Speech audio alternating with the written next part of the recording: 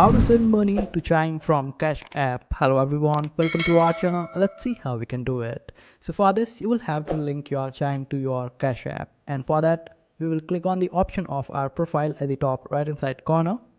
And after that, just scroll down, and over here you will be able to find the option of linked banks. Simply select it. After that, click on the option of link debit card. Now it will ask you to add the card, and we will click on this option of no card at the bottom and wait for it to load. After that, click on this option of continue and wait for it to load.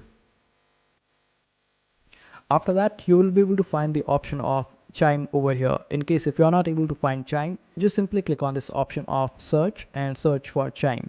Now after searching it up, simply select it, and it will prompt you to log into your Chime account using your credentials. Simply sign up to your Chime account or log in, and after that your Chime will be linked with Cash app, and this way you can just go back to your profile on Cash app, and when you try to cash out from Cash app, the amount will be going to your Chime account, and this is how you will be able to send money from your Cash app to Chime, and that's how you do it.